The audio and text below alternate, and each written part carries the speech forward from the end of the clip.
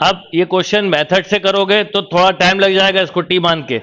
थोड़ा technique use करोगे तो जल्दी होगा। स्पेशली देखो ऐसा, इसको चाहो तो 3x प्लस 2x लिख सकते हो upon 1 minus 3x into 2x। क्यों? अब ये tan inverse x plus y upon 1 minus x y का फॉर्मूला लग गया। Tan inverse x plus tan inverse बोलो y, तो बोलो d Y by D x. Tan inverse 3x plus tan inverse बोलो 2x। अब इसको कर दो तो 3 upon 1 plus 9x square plus 1 upon 2 upon 1 plus, this is right answer. Next लिखिए tan inverse cos x minus sign x upon cos x plus sine x D Y by D x. Tan inverse इसे आप लिख सकते हो 1 minus tan X upon cos का divide कर दो, ये बन गया बेटा कितना, tan inverse 10 pi by 4 minus X. बिल्कुल सही, शाबाश। तो क्या हो जाएगा ये pi by 4 minus X and this is minus of 1 D Y by D X sec inverse x plus 1 upon X minus 1 plus sine inverse X minus 1 upon X plus 1। देखिए बिल्कुल simple, D Y by D X ये cos inverse लिख सकते थे, ऐसा है ना, याद रखना। Sec inverse X equal to होता है कॉस इनवर्स 1 बाय एक्स। ये साइन इनवर्स लिखा है। आपने एक चीज पढ़ी होगी, ये दोनों अगर सेम हो तो ये सीधा सीधा पाई बाई 2 होता है। Differentiation of pi by 2 is 0। सबसे पहले मॉड फंक्शन के बारे में हम एक बात समझें। मॉड फंक्शन एवरीवेयर कंटिन्यू होता है, चाहे मॉड एक्स हो चाहे मॉड के अंदर कुछ और हो, ये एवरीवेयर कंटिन्यू होता है। बट मॉड फंक्शन अपने ब्रेकिंग पॉइंट पर डिफरेंशिएबल नहीं होता है, और ब्रेकिंग पॉइंट मॉड को 0 से इक्वेट करने पे मिलता है।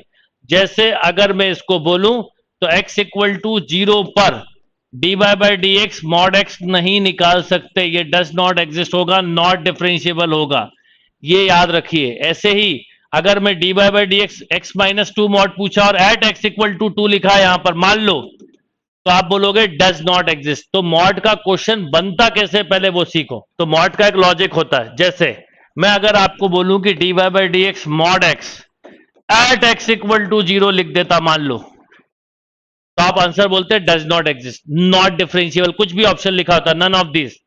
ठीक है, ऑप्शन ए इसका होता है 1, मैं बता रहा हूं, B minus 1, C plus minus 1, D none. यहां नन हो सकता है, यहां नॉट डिफरेंशिएबल हो सकता है, यहां डज नॉट एग्जिस्ट, कुछ भी एक चीज हो सकती है।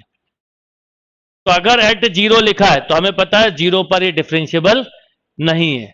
अब बात आती है कि अगर मैं आपसे बोलता कि d Y by D x mod x at x 2 या x greater than 0, x greater than 0 या x2 x3 कुछ भी लिख देता, मतलब बेसिकली अगर मैं ग्रेटर देन 0 पे बोलता तो आपको पता है ग्रेटर देन 0 पे इसका नेचर पॉजिटिव ओपन होता है x, तो ये मिलता 1, तो इसका आंसर होता 1।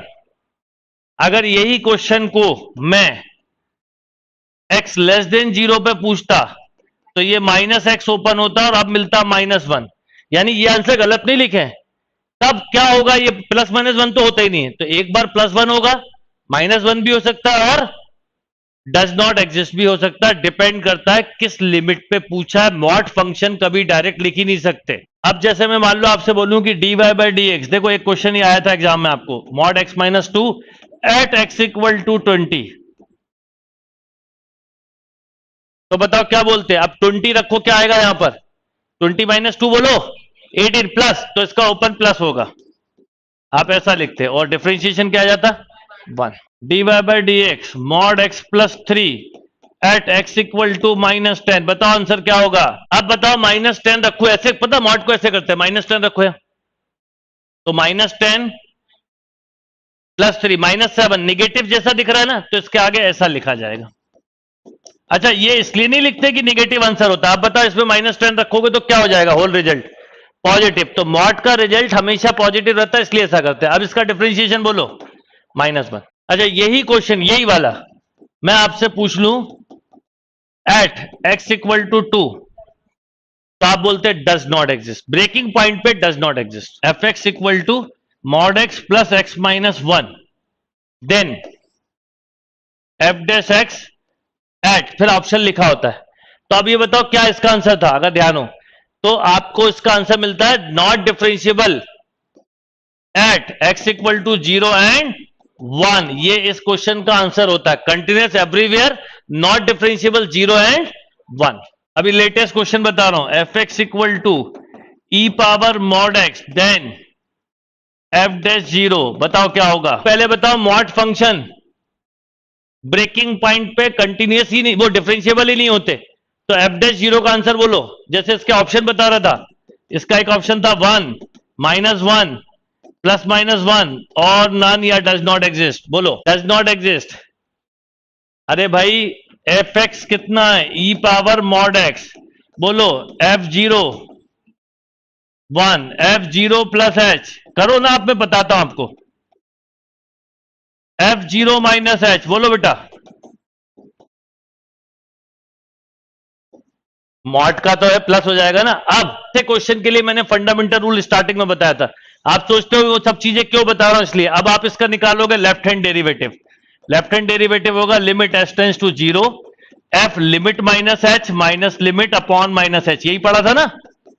अब बताओ 0 माइनस ई पावर एच कहां है, -1 अपॉन माइनस एच, ये रिजल्ट मिला -1। अब राइट हैंड लिमिट निकालो,